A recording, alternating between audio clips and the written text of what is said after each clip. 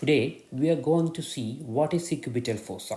A cubital fossa is an area of transition between the anatomical arm and forearm, or we can say also it is a depression.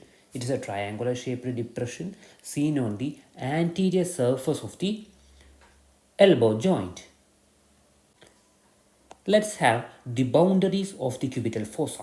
The boundaries of the cubital fossa are formed by the brachioradialis. Here we can see the brachioradialis. It forms the lateral boundary of the cubital fossa. The medial border of brachioradialis forms the lateral boundary of the cubital fossa. Then pronator teres. It forms the medial boundary. The lateral border of the pronator teres forms the medial boundary of the cubital fossa. Then what is the apex? It's simple, right? We can see that apex is joined by the meeting point of these two muscles. And base, what is base of? Base, a base is formed by the, just we can see that base is formed by the just line joining the medial and the lateral epicondyle.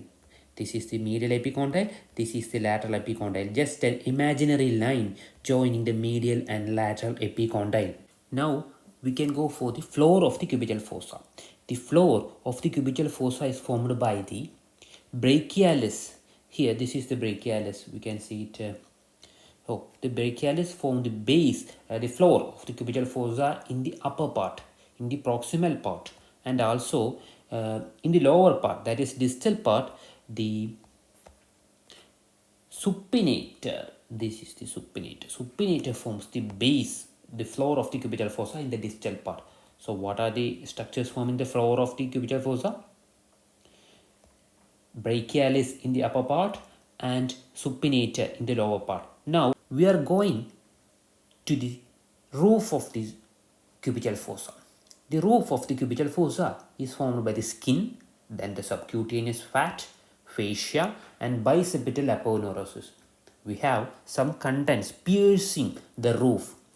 We can see here what are the contents that piercing the roof. It is the basilic vein, it pierces the roof. Medial cubital vein, it pierces the roof, and also the cephalic vein. These three veins is piercing the roof of the cubital fossa. Contents.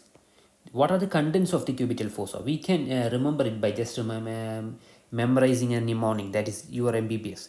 MBBS, yes. M for the median nerve. Where is median nerve? We can see median nerve. This is the median nerve. It is the most medial content of the cubital fossa. Then the brachial artery. We can see median nerve. Okay, this is the median nerve. Median nerve form the contents, most medial content in the cubital fossa. Then the brachial artery. This is the brachial artery. Brachial artery form the seconds. MB. Then next B is the biceps tendon.